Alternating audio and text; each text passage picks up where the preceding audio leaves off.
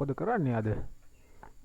අද මං පොඩි විශේෂ කෑමක් හදනවා. අදත් කැරට්ම ලියනවා නේද? හොඳ හැමදාම කැරට් ලියන එකනේ කරන්නේ මට නිමාඩු දවසට. හරි ඉතින් ඉතින් ඔයාලට රසට මොන හරි හදලා දෙන්නනේ.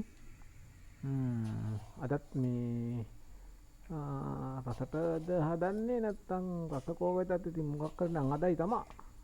ඔව් ඉතින් අනේ වෙනදට රසයි කියලා කන්නේ බොරු කියන්න එපා ඉතින්. හරි හදමුකෝ. මේ කැරට් තියෙනවා. ඉතින් ඔන්න බිත්තර තුනකුත් තියෙනවා. අද මං හදන්නේ මගේ තාලේ පීසා එකක්. කමන්නේ අපි රොටියක් හරි කම්මුකෝ හිත හදාගෙන. හදලා ඉවරනාට පස්සේ බලන්නකො රොටියක්ද වෙලා තියෙන්නේ කියලා. හරි රුන්නුත් දාලා මිරිසුත් දාලා කැරට්ුත් දාලා අනේ මන් දන්නේ මේ කැරට් පෙති කපන්නේ මොකටද පීසා වලට? ඒකෙත් පොඩි කලාවක් තියෙනවා චුට්ට බලන්නකෝ. ඒකත් එහෙමද? කැරට් තියෙනවා, ලුණු තියෙනවා, අමු මිරිස් එකම කැරට් කුඩාවට දීලා තියෙනවානේ. ඒක මේ ටෙම්පරාදු කරගන්න ඕනේ ඒක. කරමින්චර අපෙත් තියෙනවා මේ වැඩේට. කරමින්චර අපේ තියෙනවා. ඇයි බිත්තර පේන්නේ නැද්ද?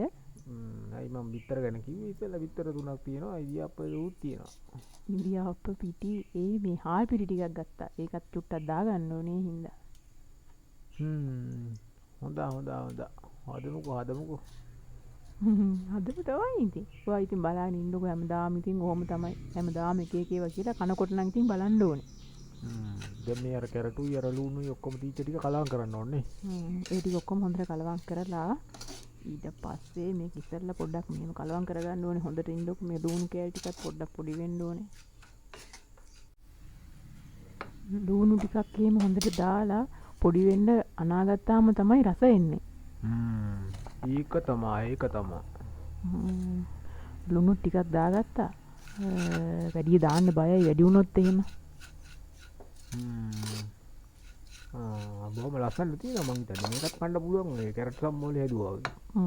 ඔව් පොල් ටිකක් කලවම් කරගත්තා නම් හරියටම හරි. ඒක තමයි කොට අපරාධි පිටි දාන්නේ. මං හිතන්නේ කැරට් සම්මෝලයක් විදියට ඔක කෑවනම් වැඩේ පළදායි වෙයි කියලා. අනේ මේ ඉන්නකෝ කෑ ගහන්න දුව පොඩ්ඩක්. දැන් පිටිත් දාගත්තානේ දැන් ඉතින් මක් කරන්නේ නේ. දැන් ඉතින්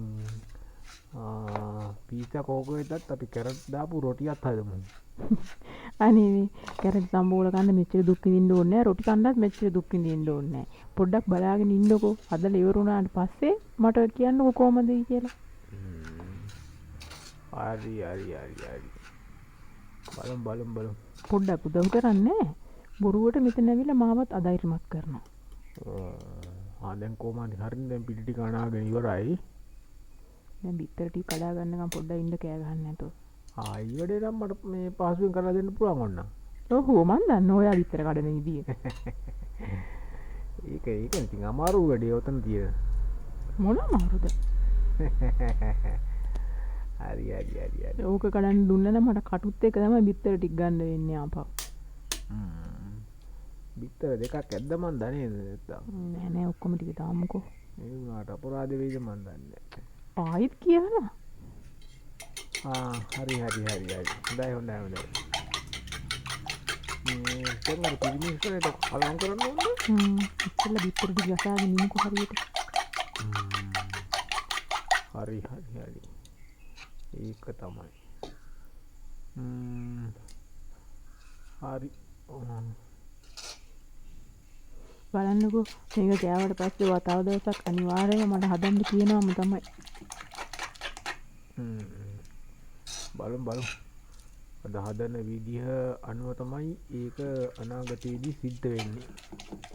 ඔප්පා මෙහා පුදුම නීතිනේ දෙන්නේ. දැන් බලන්නකො මෙතන මේ කොච්චර අමුද්‍රව්‍ය ප්‍රමාණයක් අවශ්‍ය වෙලා තියෙනවද කියලා බලන්නකො. ඉතින් ඒ නිසා මේකෙන් පළදායි විදියට වැඩේ සිද්ධ වුණොත් තමයි ඔය දවසක බඩු ගන්නලා දෙන්නේ. අනේ අම්මේ මෙයාගේ තියෙන වැඩන්නේ කතා කරලා හරි. මම දැන් මුකුත් කියන්නේ මම සද්ද නැතුව පාඩුවේ මම මේක හදනවද?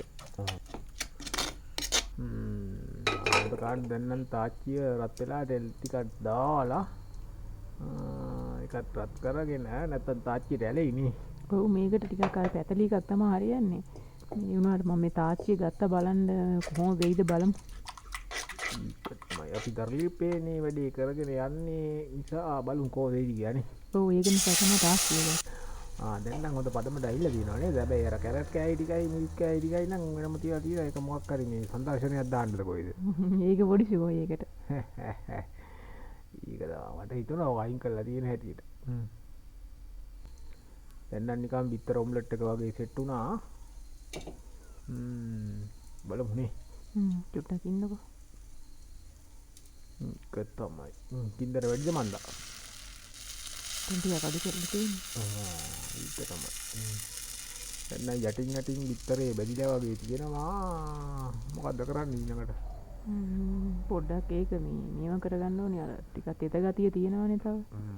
ඒ හින්දා ඒක වටේටම යවන්න ඕනේ. තව ඝන වෙලා නැහැ. තාම නෑ තව මේ මදි. අයි අතරේ මේ සංදර්ශනෙත් කරගෙන ඉන්න එපේ. ඔය එන්නේ සංදර්ශනේ මං කිව්වේ. කැරට් ටික තාලෙට ලතාවට කලාවට තියා ගන්නකෝ. ඔව් ඉතින් මේවා ඉතින් කන එකත් ඉතින් ටිකක් පෙනුමට තිබුණොත් නේ ඉතින් ආස හිතෙන්නේ. මං ඉතින් ඕවා තමයි හිතන්නේ. ඉතින් ඔයා ගැන ඒ වුණාට ඉතින් ඔයා නම් මං ගැන හිතනවා අඩුයිනේ ඉතින්. දැන් මේ කරලා ඔය ටික ඔය විදිහටම තියලා කන්න වෙනව නේද දැන්? බලමු ඉතින් පුළුවන් වුණොත් කමු බැරි වුණොත් ඉතින් ඒ ටික අයින් කරලා පස්සේ කමු. ඒක තමයි. ඒක තමයි. කැම් කෝකෙට ලස්සන නම් තියෙනවා. රසක් තියෙනවා ඉතින්. මේ තියෙන්නේ බාන්නේ. දැන් මොකද කියන්නේ? දැන් නම් ඇවිල්ලා තියෙනව නේද? තැම්බිලා තියෙනවා. ඒක නම් කන්න පුළුවන් ඒ වගේ නේ. ඔව් කන්න පුළුවන් තමයි. කන්න බැරි නම් හදන්නේ. ඒක තමයි. දැන් මේකට මොකද්ද කියන නම? ඕක ඇවිල්ලා මගේ පීසා. ඒ කියන්නේ මේ රස බයියා පීසා නේ. ඕක ඇවිල්ලා රස බයියා පීසා. ඕක මේ ඔහොම ඉතින් හැමෝම හදන්නේ. ඉතින් ඔයා දන්නවනේ ඉතින් මම විතරනේ ඕවා කරන්නේ. ඒක තමයි. එහෙනම් දැන් කවුරු හරි බලාගෙන ඉන්න කෙනෙක් නම් ඔන්න මේ රස බයියා පීසා එක හදලා ඉවරලා මේ අපිට මේ කුණදොස් කියලා පාටින් කමෙන්ට් එකක් දාන්න නේද? ඔව් අනිවාර්යෙන්ම. ඒකනේ මෙච්චර මහන්සියලා හදපු එකේ මේ හොඳ පෙනුමකුත් තියෙනවා. අපිත් කාලා බලලා ඉවරලා පස්සේ කියන්න. මේ